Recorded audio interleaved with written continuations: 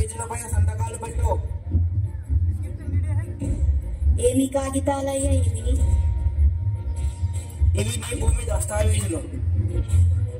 అప్పు కట్టడం నీ వల్ల అయితలేదు కదా, అందుకే నేను ఈ భూమిని జప్తు చేస్తున్నా. సంతకం పెట్టు. అయ్యా అయ్యా ఇలా అనకండి అయ్యా. ఈసారి పంట మీద మీ బాకీ ఎలాగైనా తీర్చేస్తా. ఎందుకు పనికిరాని ఈ భూమితో నువ్వేం చేస్తావు? ఇలా అనకండి అయ్యా. ఈ భూమే మాకు దిక్కు. ఈ భూమే లేకపోతే మేము ఎలా బతుకుతామయ్యా? ఇదంతా నాకు అవసరం. ఈసారి నీ అప్పు కట్టకపోతే నీ భూమంతా లాక్కోవాల్సి వస్తుంది. కదా బాధపడకు సోమయ్య, నా దగ్గర ఒక మంచి ఆలోచన ఉంది. మనం పట్టణానికి వెళ్తే ఏదో ఒక కూలి దొరుకుతుంది. ఇక్కడనే ఉంటే మన బతుకులు మారవు. ఇలా అనుకోకు రాములు. మనమే ఇలా అనుకుంటే ఈ జనాలందరూ ఏమి తిని బతుకుతారు? ఒకళ్ళు తినాలంటే ఇంకొకళ్ళు పండించాలి కదా. మనము నమ్ముకున్న ఈ నేల మనల్ని వదలదు. ఈ పిచ్చి ఆలోచనలు అన్నీ వదిలి మనం వ్యవసాయం మొదలు పెడదాం రావయ్యా.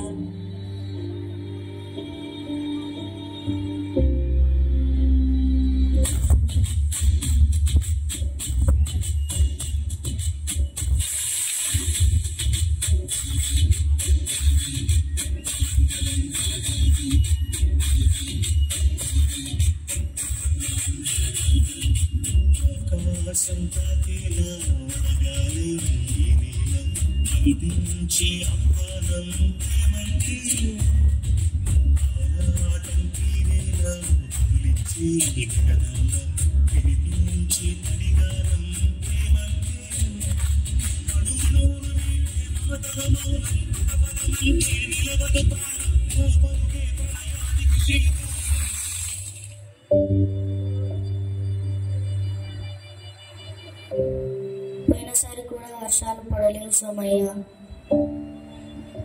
ఈసారి కూడా వర్షాలు పడకపోతే నీ అప్పెలా తీరుస్తావయ్యా?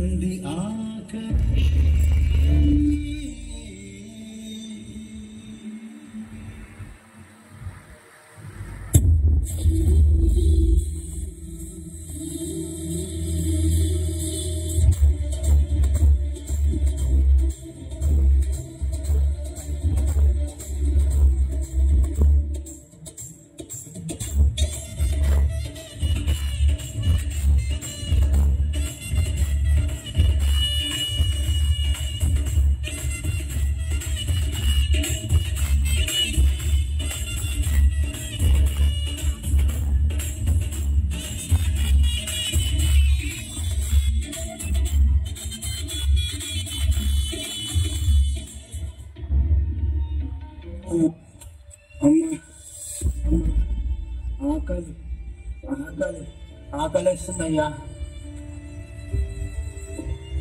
అయ్యా అయ్యా అయ్యా, ఇదిగో అయ్యా నీ డబ్బులు. డబ్బొద్దయ్యా, అన్నం అన్నం కొంచెం అన్నం పెట్టండి.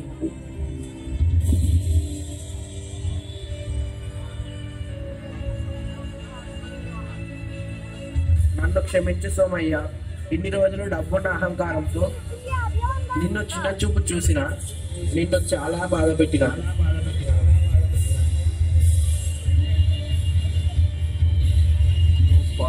మన దగ్గర ఎన్ని డబ్బులున్నా ఆ డబ్బును తినలేం. ఆకలిని తీర్చేది తిండి గింజలు పండించే రైతు మాత్రం. ఒక్క మెతుకు పండించడానికి పగలనక రేయనక చలికి ఎండకు వానకు తట్టుకొని సుమారు 180 రోజులు పశుపక్షాదుల బారి నుండి కీటకాల బారి నుండి కంటికి రెప్పలా కాపాడి ఇతరుల కోసం ఏ స్వార్థం లేకుండా ఈ పంటను పండిస్తాడు. పంట పొలాలు రియల్ భూములుగా మారకుండా ఆ రైతులకు అండగా నిలవాలని ఆశిస్తుంది. సేంద్రియ ఎరువులను వాడుదాం, రసాయన ఎరువులను నిషేధిద్దాం, ఆయుష్ని పెంచుదాం, చెట్లను పెంచుదాం, పరిశుభ్రమైన గాలిని పీల్చుదాం.